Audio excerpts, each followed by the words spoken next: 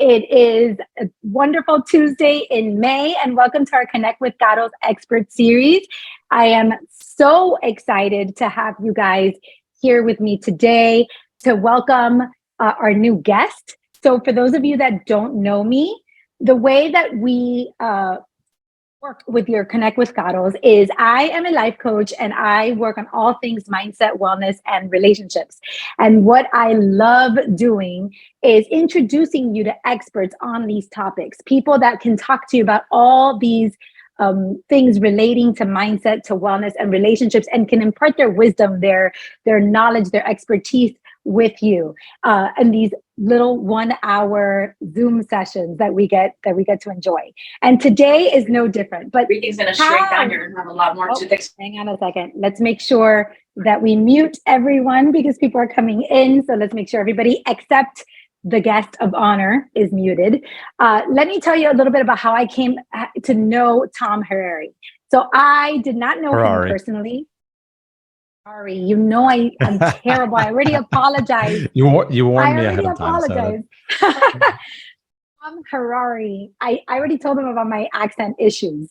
So did not know him personally, but one random day, my husband was browsing through Twitter and he called my three sons. I have three sons, 10, 12, and 14, called my three sons and myself, sat us down in the living room and said, I want to read this to you guys. I want you to sit tight and you're going to listen to the entire thing. And he proceeds to start in detail reading these 38 lessons from this author whom I did not know.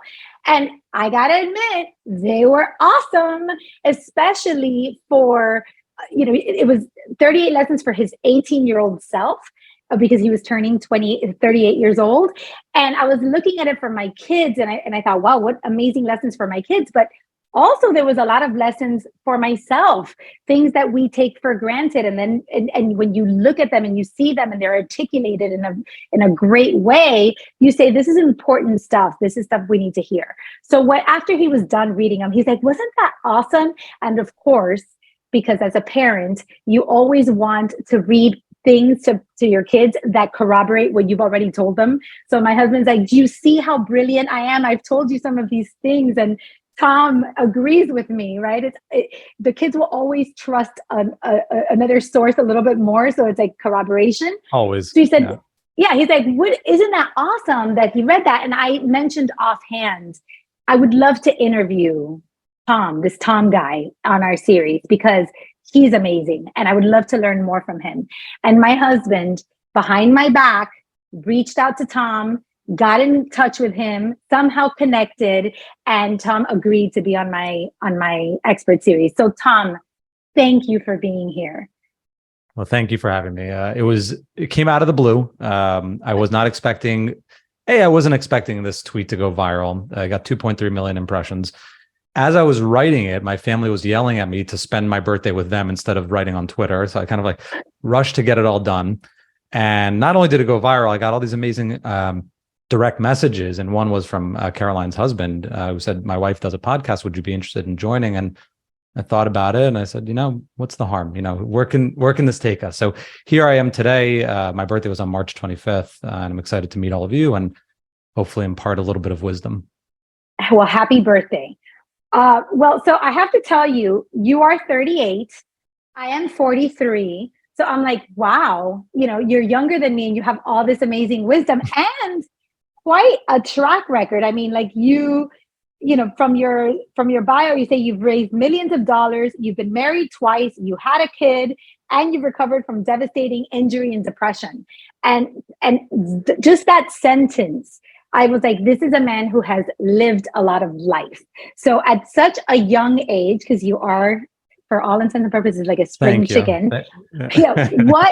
How did you, tell me a little bit about yourself. Like, how did you raise millions of dollars? How have you already been married twice? Like, talk to me. Tell me how have you lived so much life? Sure. So I think the way to sum it all up, and I'm happy to go deep into it, is that I've made lots of mistakes. And so I didn't know what I was doing for a long time. And that a lot of that came to bite me in the ass, apologies for the expression, but You I didn't could know what I curse was here. doing. Awesome. Yeah. So I got bitten in the ass a lot from just truly fucking up and making really bad mistakes. And I think that's kind of like the joy of life is the best lessons we get are not ones that we're going to read in a Twitter bio. And, I got a lot of trolls and haters from that tweet because that's what happens when you go viral. And some people wrote, if I was 18, I probably wouldn't even listen to this, or like 18-year-olds won't listen to this. And I agree. Like if I was 18, I probably wouldn't listen to half of it either. And that's kind of the joy of life. We have to go through it. We have to make our own mistakes. And hopefully you have enough self-reflection to be able to pause and look back and say, okay, why did I make those mistakes? What were some of the thought patterns that were going on? What did I believe was true at the time? And I think that's what most people miss. So what I tried to do was kind of slap everyone in the face a little bit because I'm not unique. I've gotten married twice. People have been married 3 times or 4 times. I had comments that said, you're too young to be giving this advice. You're a spring chicken. And I had people that said, you're really old. Like, why should I listen to you? You're 38. I only want to listen to people in their 20s. And so the point is, you're going to go through life and make these mistakes, but do you have that, that's enough self-reflection to be able to pause, look yourself in the mirror and say, like, what did I learn from this? And how do I avoid the pain over and over again? Yeah. So when you say that you have made a lot of mistakes and you said devastating injury, I'd love to know like what was the devastating injury and what were these mistakes that have led you to this much wisdom at this point? Sure. So let me backtrack and tell you a little bit about myself. I've been a serial entrepreneur since I was 18 years old. I knew that I really loved both working for myself and also solving other people's problems. Now, it's not to say that I haven't worked W-2 jobs along the way, but mostly those were like temporary roadblocks of whenever one of my businesses would fail, I'd say, okay, I need to go get a job, pick myself up a little bit, get some stable income, and then I'm going to do this again because I really value freedom. And I also value solving problems for other people. And I just felt entrepreneurship was the best way to do that. So I've had. I have to stop you there for a second because that's. I love that you said that, and I want to understand. How did you know at 18 years old that you wanted to be a serial entrepreneur? Like, what led you to that? I feel like at 18 years old, all I knew was, whether I was going to go to Florida State University or University of Florida. Like, I had no idea what entrepreneurship even was. So, How did you get there? So the real answer, the honest answer is that at 18 years old, I was money driven. I didn't come from money. My parents weren't well off. My parents were both lay people. My father worked in construction. My mother was a teacher. And I think it must have been I was 18 or 19 and I met these guys who were a little bit older than me driving fancy cars. And I was like, well, what do you guys do? And they all had their own small businesses. And so I was driven by money initially. And that was the mistake that I made. Because I was driven by money, I went after things that 18 and 19 and 20-year-old Tom thought were good business opportunities. And that's where I got smacked down. And that's where they failed those businesses. But as I started to mature and look back and say, okay, where was I making those mistakes? That was part of that life journey of saying, like, I failed so many times because I had this like North Star, but I just wasn't really calibrated on what I should be focusing on. So I was too much driven about the money part. And over time, I learned it has nothing to do with the money. You're either solving problems for other people or you're not. And that's sort of like the lesson that I learned as I got into my mid and late 20s. How long did it take you to learn that lesson? Probably 2 failed businesses. Yeah. Okay. And so you said you had been a serial entrepreneur. You were having these businesses. You'd have some stable income, and then you'd go back and you do. How much? When you say that they were failed, like how bad did it get? I mean, moving back in with my mom kind of failed, right? Like to that level where I didn't have a penny to my name. And one of them, it was a real estate venture. I bought a couple properties and lost them to foreclosure. And I thought my life was ruined. My credit was like in the 400s. I mean, like I've been to hell and back with business. And I think it takes some really, really sharp lessons to kind of not make those same mistakes over and over again. So yeah, I mean, literally that bad where I'd have to call up mom and say, hey, I need to crash on the couch. But here's the thing, in your lessons, in your 38 lessons, one of them is take massive risks early on. Yes. Right. So you took these massive risks, you were moved back in with your mother, you were penniless, would you do it all over again to learn what you learned? Not only would I do it all over again, one of the things I was trying to capture with that tweet was younger Tom didn't take enough risk. And so I'm pretty happy with the amount of risk that I took because I was pretty ballsy and pretty risky. But I actually think in those moments where I went back to the safety and comfort of a W-2 job, part of it was because I needed some cash. And so there's absolutely nothing wrong with, if you are an entrepreneur and it doesn't work and you need to go get a job, there's no shame in that at all. But I probably stayed in those jobs a little bit too long because I was afraid of getting my heart broken all over again, of, the insecurity of like, do I actually have what it takes to do this?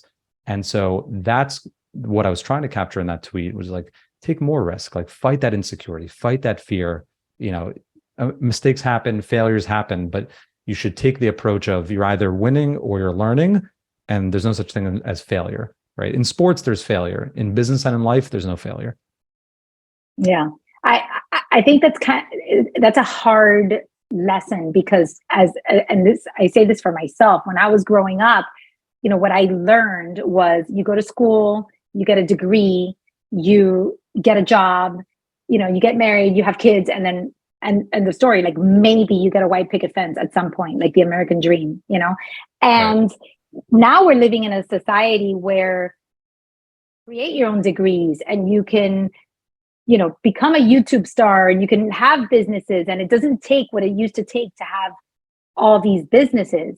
But I think that fundamentally, we're still very risk averse. I think it takes a very special kind of person to take big risks like that. Like I've never wanted to take huge risks, if I'm being honest with you. So what about like people like me? Like I've always, I've kind of like, I take risks, but not like big risks, like I don't want to get burned like that. And part of my mentality has been, one of the reasons I don't want to get burned like that is because I'm like, I just want an incremental building of my wealth, of my happiness, of my courage. So what about those people? What are your thoughts on that? Yeah, I think it's a great question.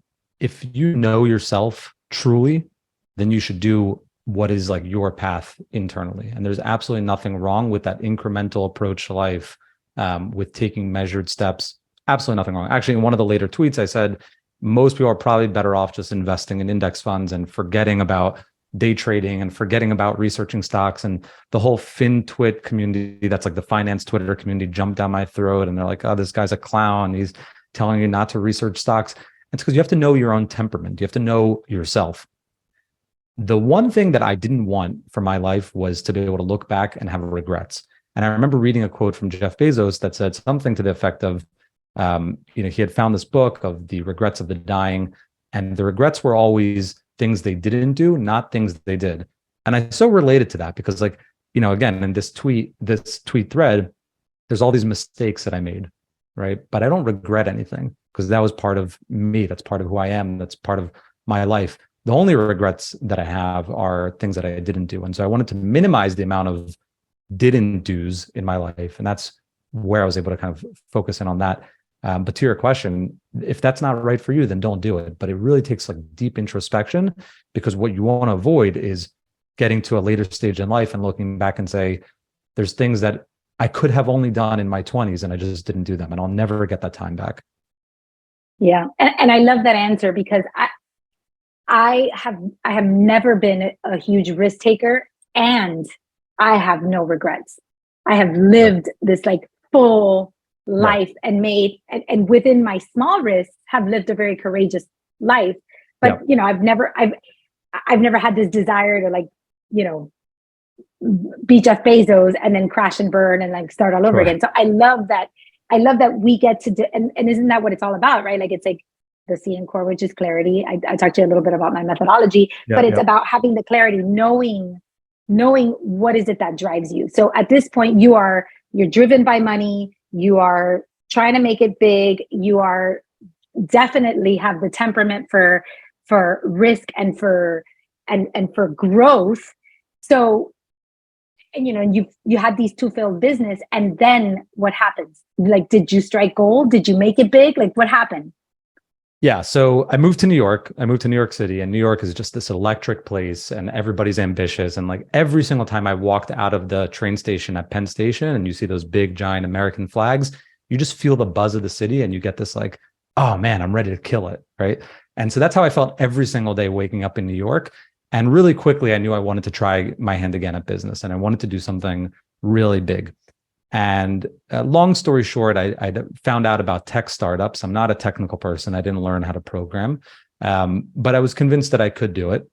And through networking and meeting people and just putting my name out there and going to every single event that I could go to and asking for introductions, I landed on two co-founders. One was a programmer. He was a system architect for Deutsche Bank, brilliant engineer who studied computer science and was drafted into the computer science unit for the Israeli Defense Forces. And another co-founder was a really brilliant operations mind. And so the idea was we were going to start a company that was going to be an on-demand delivery company for laundry and dry cleaning. At the time, I didn't have a washer and dryer in New York. Lots of 20-year-olds in New York don't have washers and dryers. And so the idea was you'd push a button and we'd come and pick it up.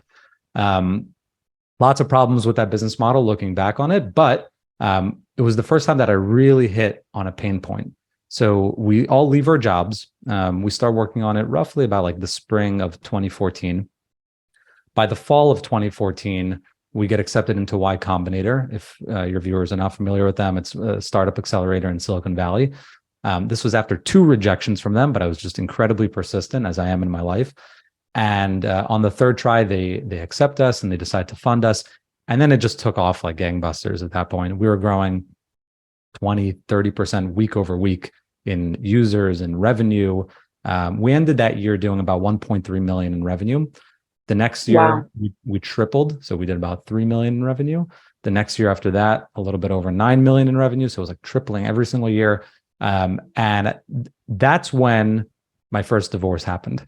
So like, as I'm building this, like the person that I was with for 10 years, we realized we're going to be splitting apart. And I won't go into all the details there, but basically we both had realized that we'd met each other when we were 21.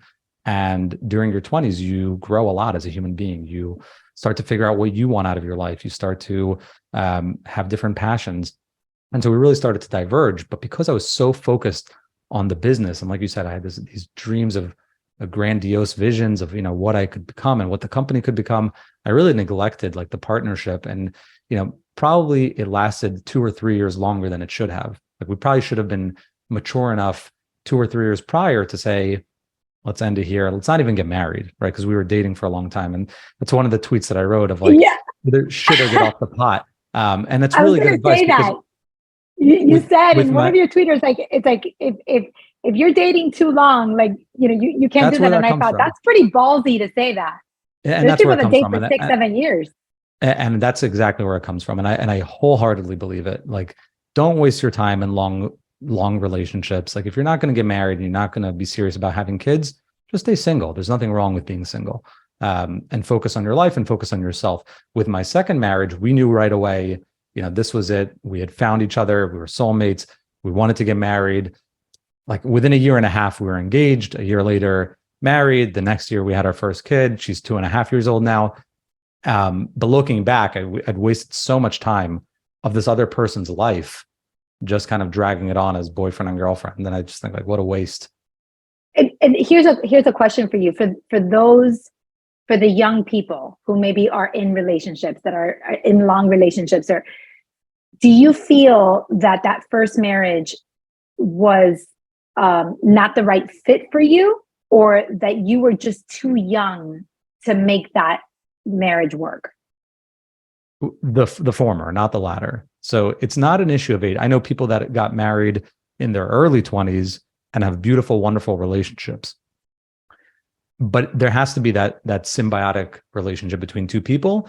And what I mean by that is you need to be aligned on the big things in life. And this is something that I learned that's really important. It's important not just for marriages, but for any type of relationship, business relationships. And the premise behind the idea is you're going to have disagreements. Big surprise. You're going to get into fights. Like that's going to happen. But if you're aligned on the really big things in life, and for me, that was probably, religion, how to raise kids. Do we even want kids? Those are the really big questions. And if you're not aligned on those, it's not going to work. Right. And so the question of, were we too young? I don't believe so. I think that we just didn't want to have those hard conversations about the really big things in life. And once we saw that there wasn't alignment, there was misalignment there, for me to have the courage to say, we got to end this. Yeah. Yeah. Do you feel that you got married because it was just like the next logical step to do because you'd been with this person for so long? So it just seemed like or were you like delusional, like thinking like you could make this work even though there were maybe some red flags? Both. So part of it was, this is the logical next step, but part of it was my own insecurity of saying, maybe I can salvage this, because I would start to notice it was going off the rails. Maybe I can salvage this by proposing to her, right? Maybe that's all that was missing here. I've been dragging her on for so long. And that's such a terrible idea. You don't salvage relationships by proposing. You certainly don't salvage marriages by having more kids. Like I've known people that have done that. You salvage them by having the hard conversations and having the courage to end things when it's just not working out. Something that I think is really interesting is that most people that date for a long time, it's because they want to be sure that they are getting married to the right person. And interestingly, based on your philosophy, which I share, by the way, it's like, well, don't want to drag it on too long. Like you kind of should know pretty quickly. But that kind of, it seems a little bit counterintuitive if you really think about it, because the longer you date, wouldn't it be the longer you guys could figure out if you're aligned in your principles and in the fundamental things and blah, blah, blah.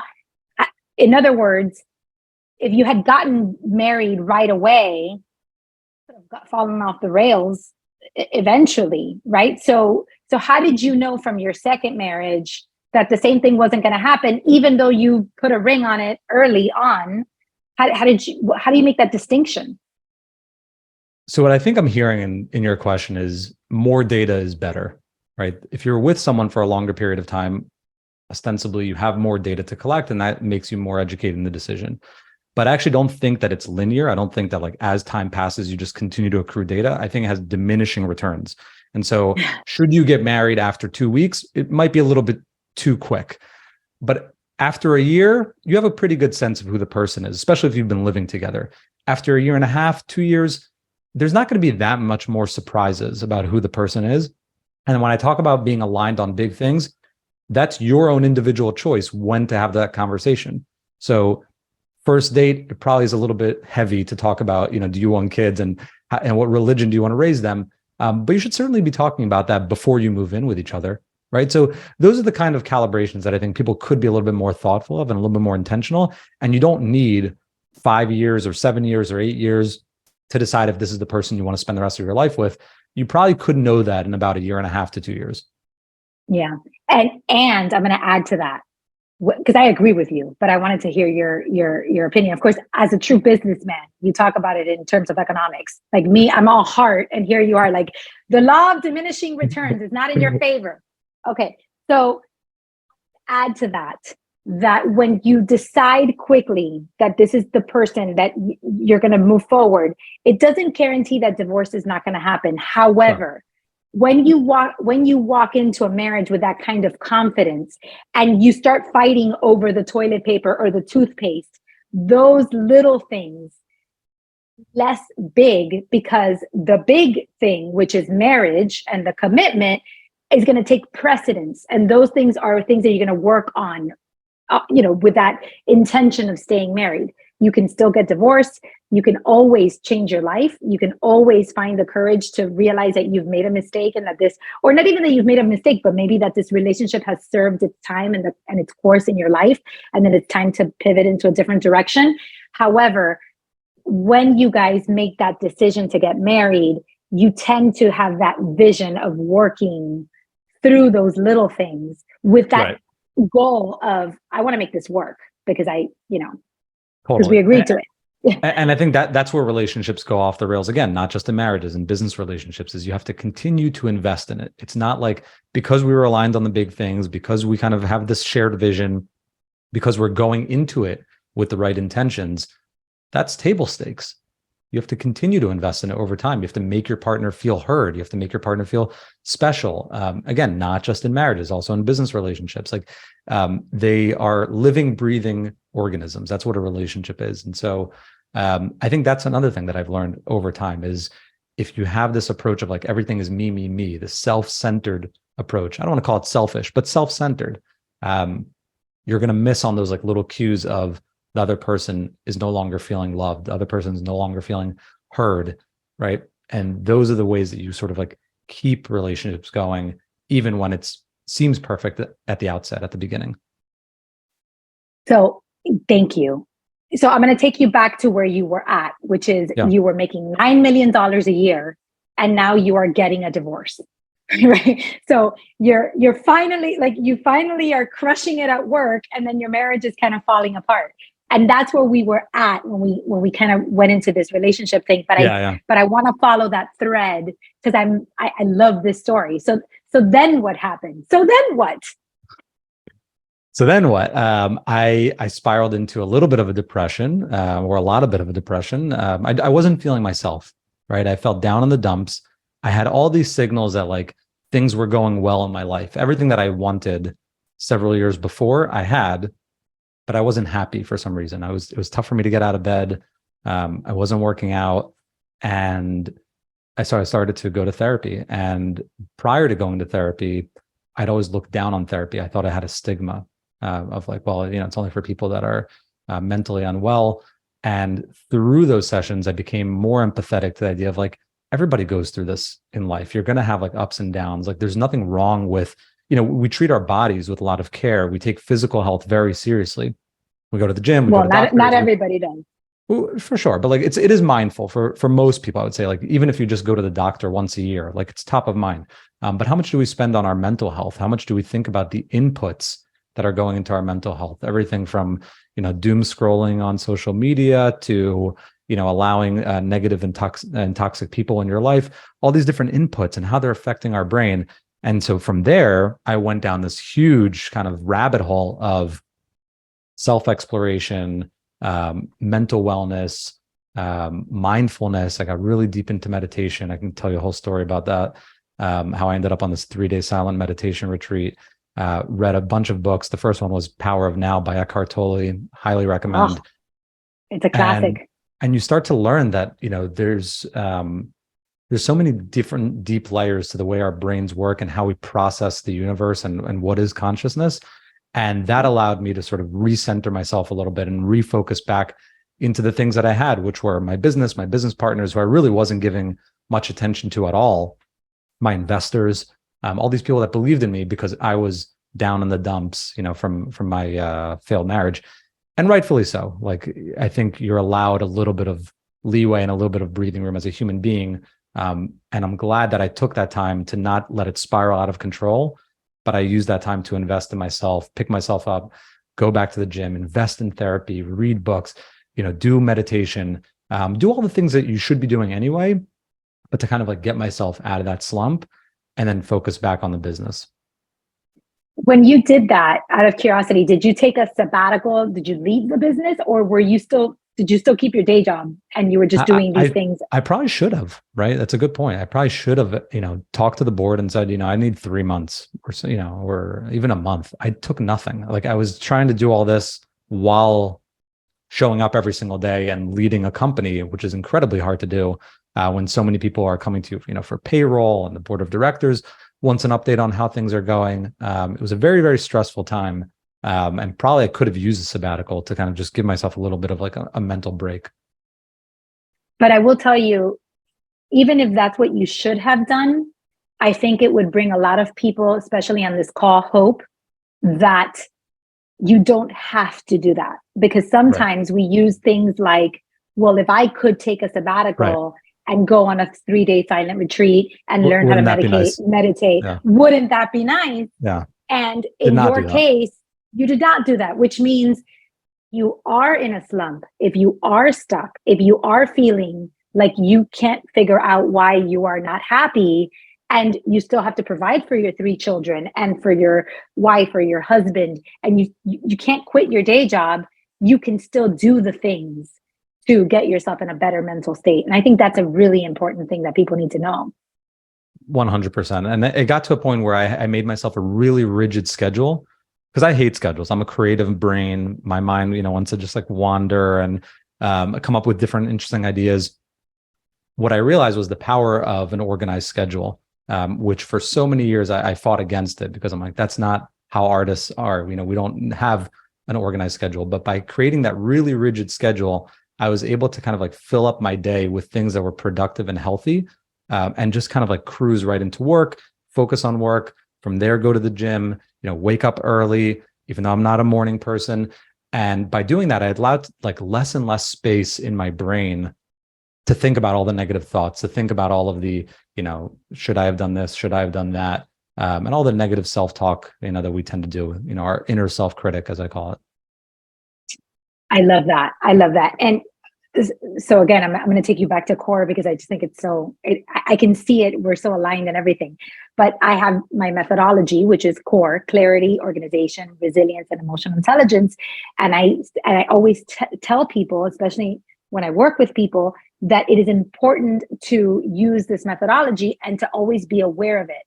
And when you say that you understood the power of an organized schedule, what you were organizing, from what I'm hearing, and you can correct me if I'm wrong, but really where the organization stemmed from was you were organizing your life according to the goal, the priority of prioritizing mental health, making sure that you were okay. Doesn't mean that you're not going to go to work. It doesn't mean that you're not going to do these other things, that you're not going to take your clothes to the dry cleaners, but you are organizing your life in order to uphold and preserve this value, which right now has become of utmost importance, and it's to get better.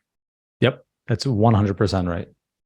I love that, and I think it takes a lot of wisdom to do that, especially in your younger years. Now, when you talked about all these in these tips, there were some tips, and this is just kind of like a quick little question, but there were some tips like, don't hang out with people who like to party. Like, don't be afraid of letting go of poor relationships in your life. Alcohol, you shouldn't be addicted to anything. And this a substance controls you. You shouldn't, you need to take control of that. Were those lessons that you struggled with in your early years at any point, that you learned like through hard knocks, or is this just wisdom that you know? These are all hard-won lessons, right? Like I said, I'm not the smartest guy. I, wasn't born super gifted, but I do pay attention to my mistakes and I learn from them. And I'm probably one of the hardest workers that I know. So with substances, thankfully, I never got into drugs, but I know people that did. And I know people that died at an early age from drugs, people that I grew up with, that I played soccer with, right?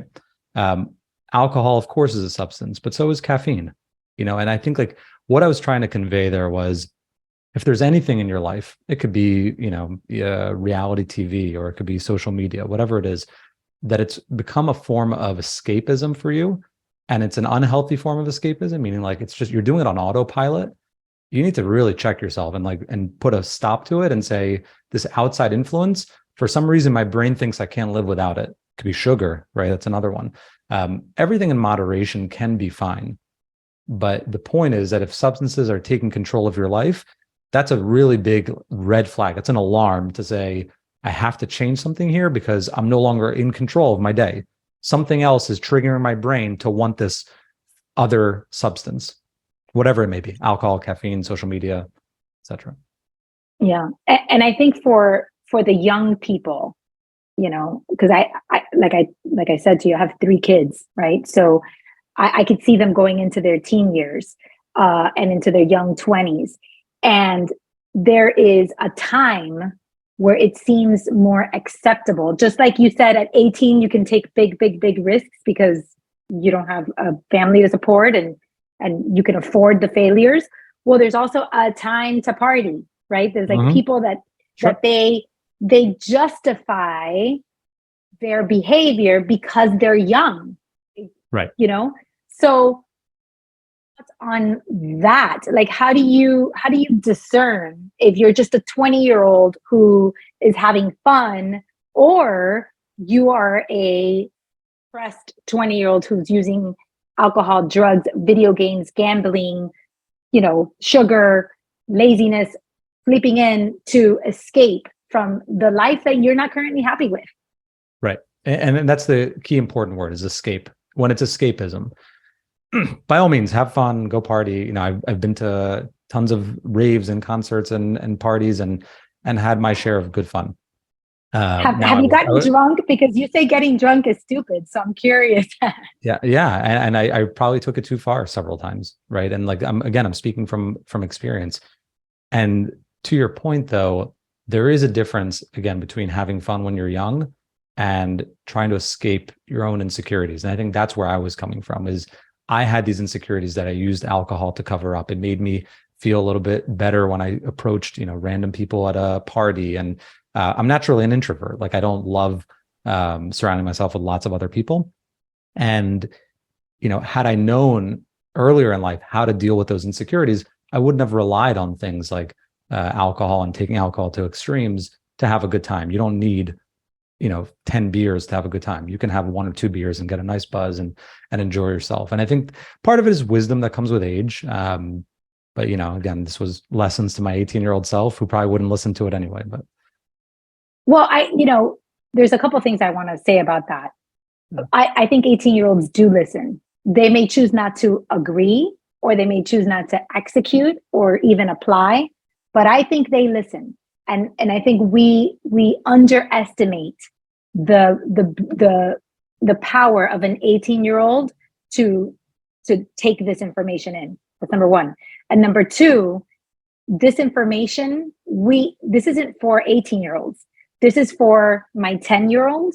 This is for a 14-year-old. This is for a 24-year-old. This is for a 38-year-old. And it's for a 50-year-old that needs to get their act together and start, calling their grandparents more, or taking 100%. And some people never learn these lessons. And so to your point, like, you can still be 50 and still be dealing with your insecurities by drinking too much and thinking that's how you're going to have an easier time talking to people at a corporate event or something. Yeah, and being a person that's in this business, right? I'm a life coach and I work with a lot of people. I can tell you that I work with a lot of different age ranges, and the things that our 15-year-olds and our 18-year-olds are struggling with, so are our 50-year-olds. They're struggling with a lot of the same things, maybe just because of it hasn't been their time on their journey to learn these things, but we all struggle. We all struggle. I remember having a young girl in one of our groups. She was like the youngest girl in our group. She had just started college, and she was hanging out and talking in this community environment with like 45-year-olds and 50-year-olds and like some grandmas. And at some point, when they were all sharing in their struggles, she said, "Oh my God, I thought by that time I'd have all the answers." She was like, I thought I only dealt with these things because I'm this age. Right. But in reality, you still have a lot to learn, and I still have a lot to learn. 100%. And so do our grandparents. Like, that's part of this journey. So 100%. Okay, so you said that you wanted to share the story about how you got to a silent retreat. Do you want to share that story? Sure. So really quick, as I was going through the slump, my sister's always been like the crunchy hippie of the family, and she texts me and she goes, "I'm going to the silent meditation retreat. Do you want to do it?" And I'm like, "Hell no! That sounds like my hell. You can't use a phone. You can't be on technology. You can't talk to anyone. Absolutely not." She's like, "No, I really think you'll like it. You'll get something out of it." So I say, "Okay, when is it?" She's like, "It's in 2 days or in 3 days, whatever it is. So you have to decide now." "Where is it?" "It's in the hills of Los Angeles." I'm like, "Great." I'm like, "I'm on the East Coast and I got to fly." I agree to do it. Long story short, they take your phones first day and they're like, "You won't see this for 3 days." And then from there, there's different guided sessions. There's a little bit of like, walking through the forest, and all of my internal resistance was like flaring up at the beginning. I'm like, this is a fucking crazy idea. What am I doing here? Who are these people? Why is everyone like so into this? And like, I'm not that into it. And it's because I had all those thoughts going through my head, right? I had like, my mind just wouldn't shut up. And somewhere around like day 2, it finally clicked, and like I could just like stop my thoughts. And it was the first time I really paid attention to my thoughts and could really like exercise it like a muscle.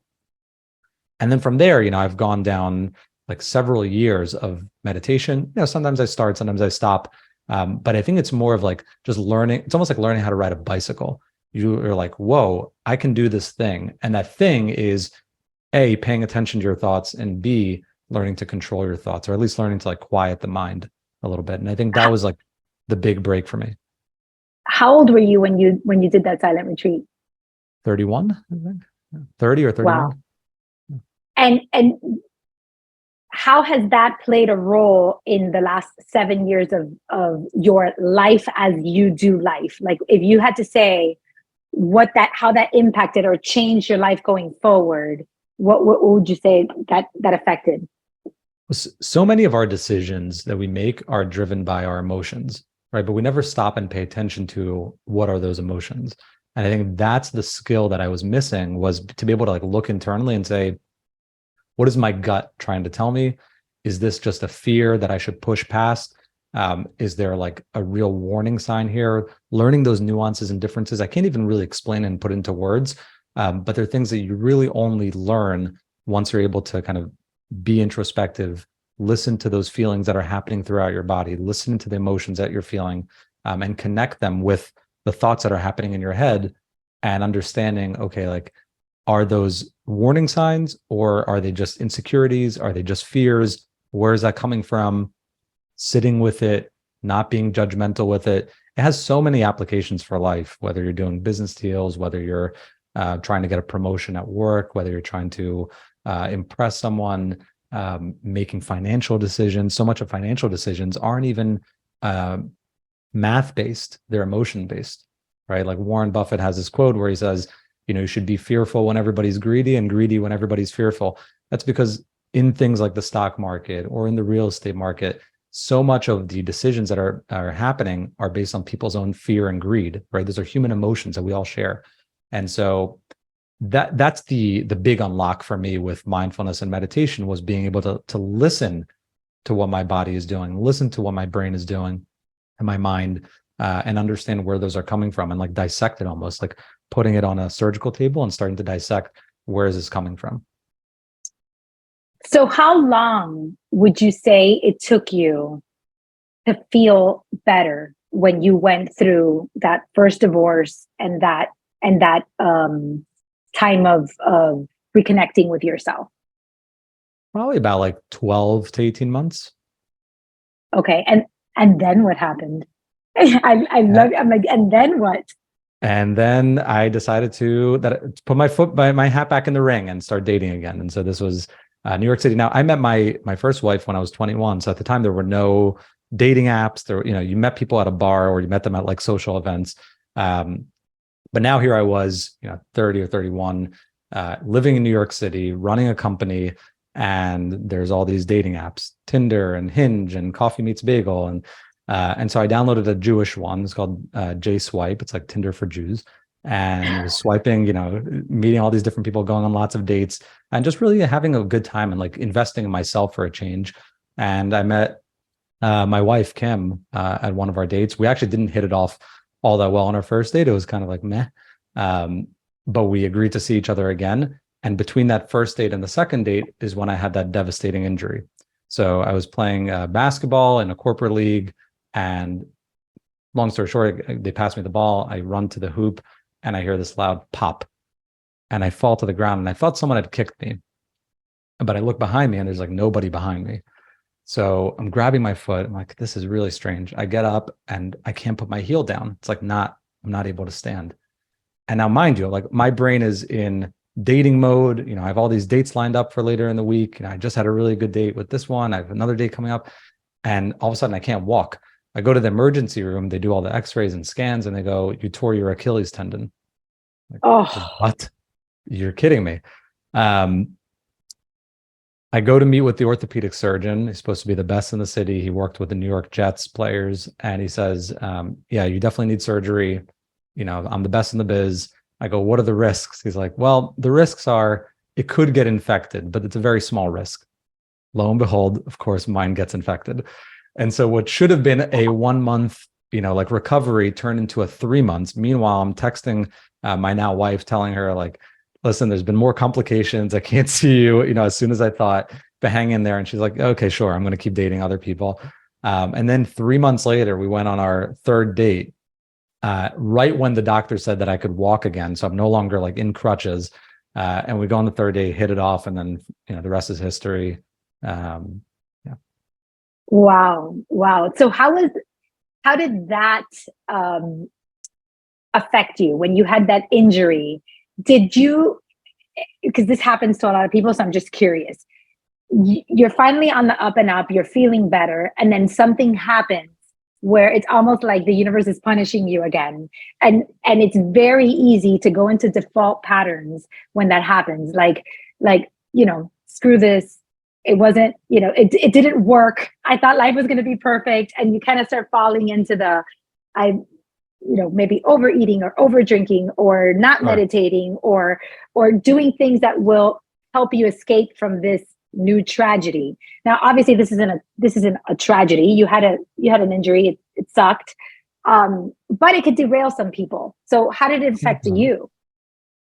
So I'm so glad. I'm so thankful that I had gone through that whole, the silent meditation retreat and the mindfulness exploration that I did prior to this happening, because it gave me the tools to be able to deal with it. But it really felt like, not that the universe is punishing me, but the universe definitely threw me a curveball here. And how was I going to deal with it?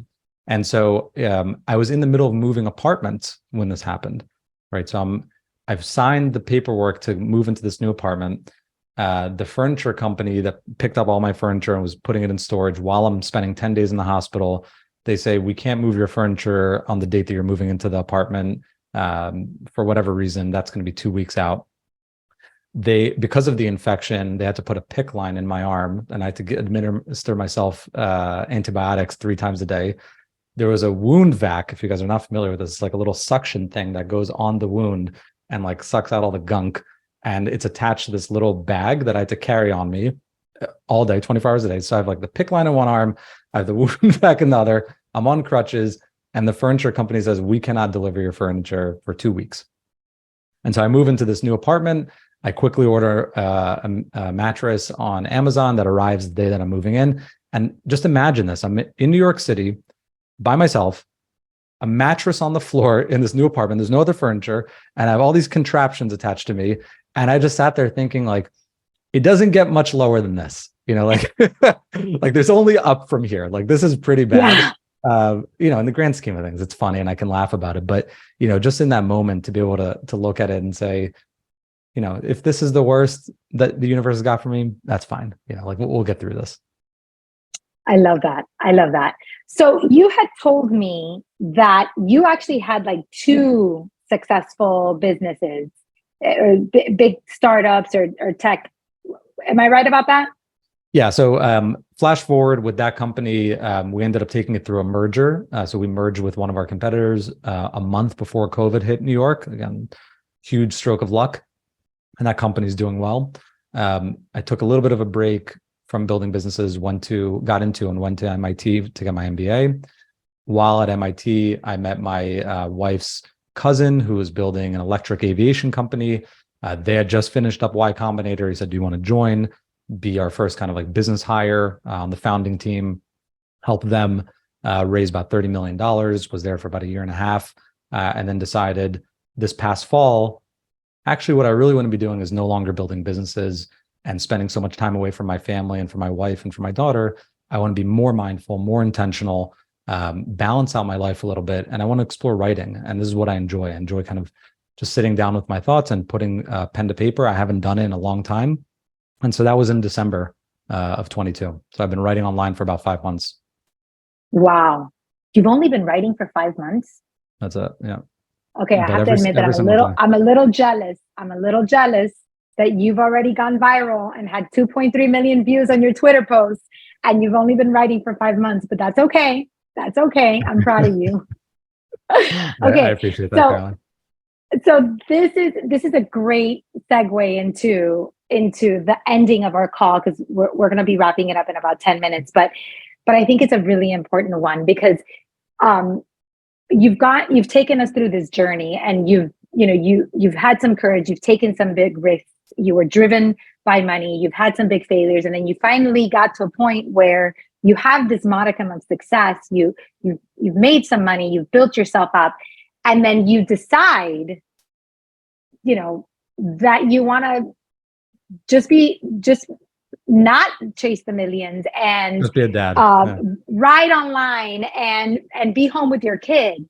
And I think that is a very courageous, it's like the anti-risk, but it's also a very courageous thing, because at some point when you reach a certain level of success and you get addicted or used to making a lot of money or being productive or being viewed in a certain way, it's hard to break away from that.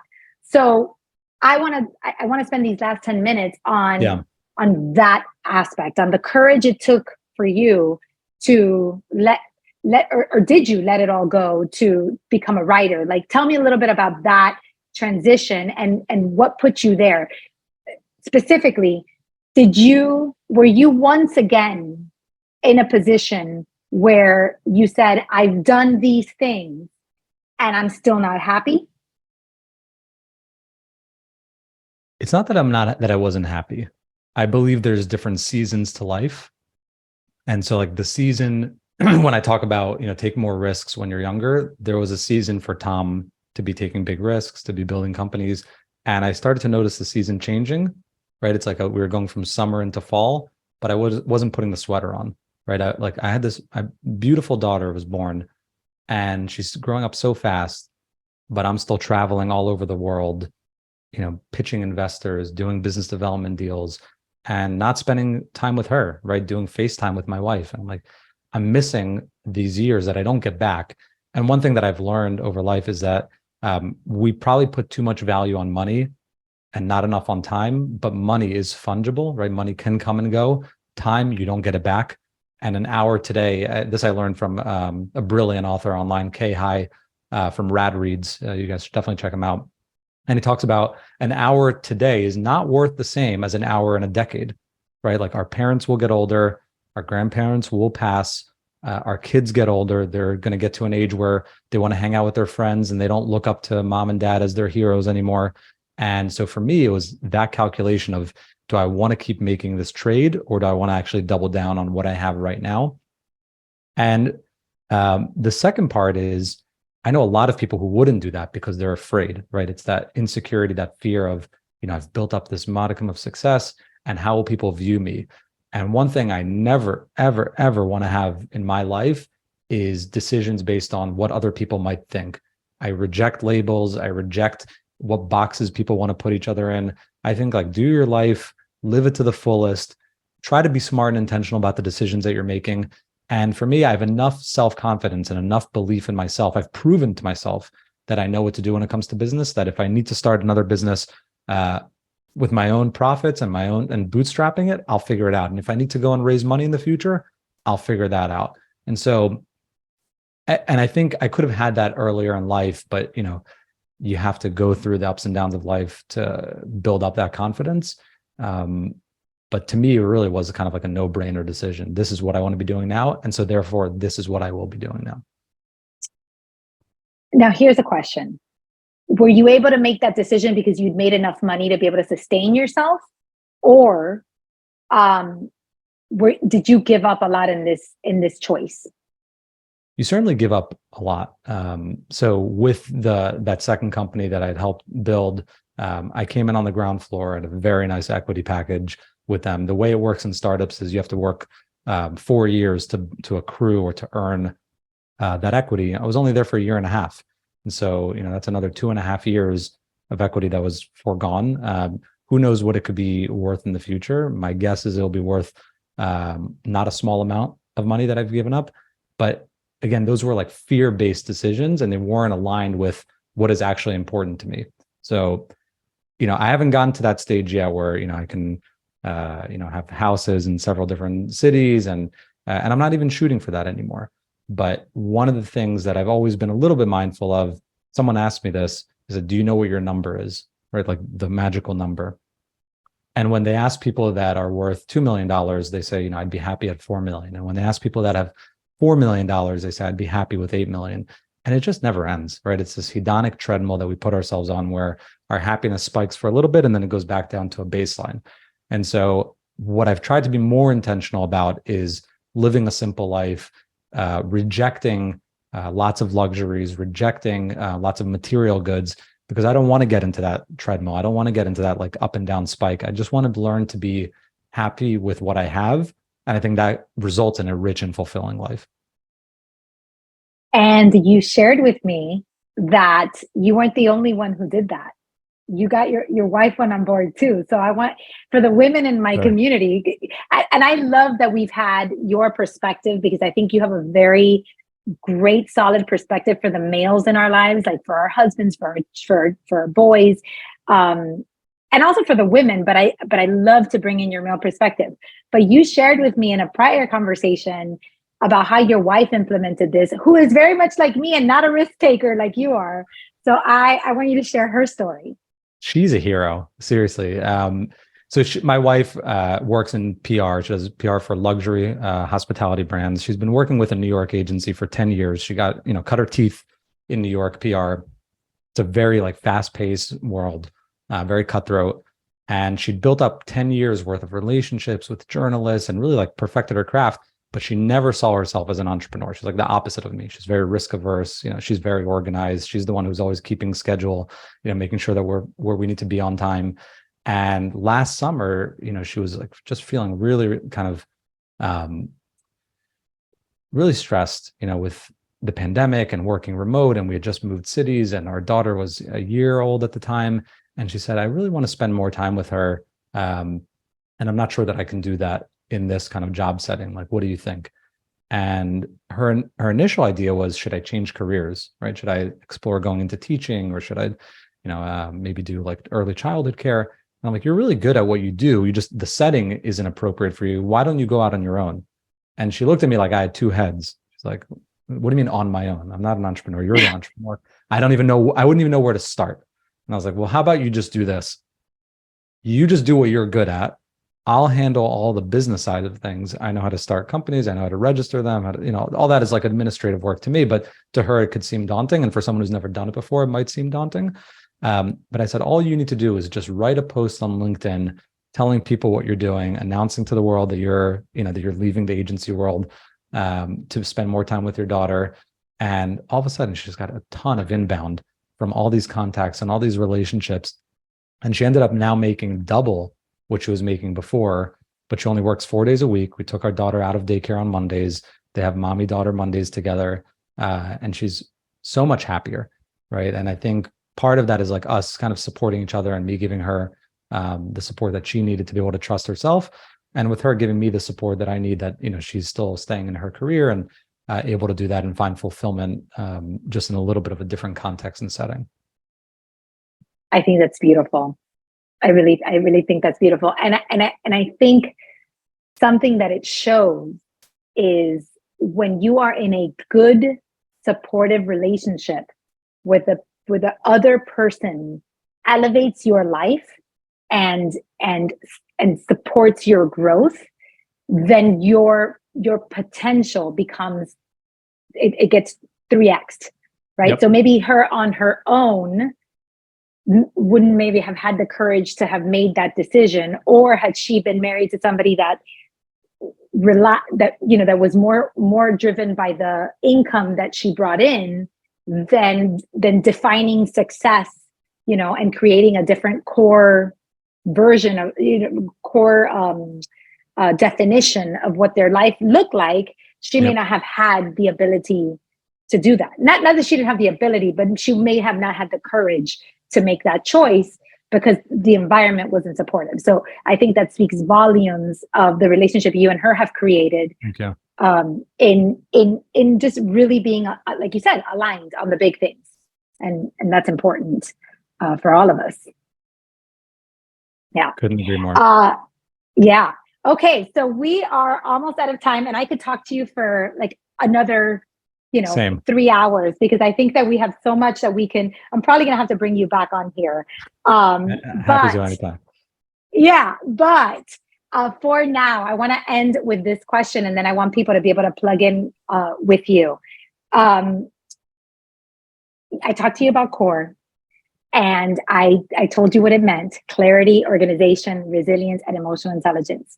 So for you in this stage in the season in your life, what are you most focused on in your core right now?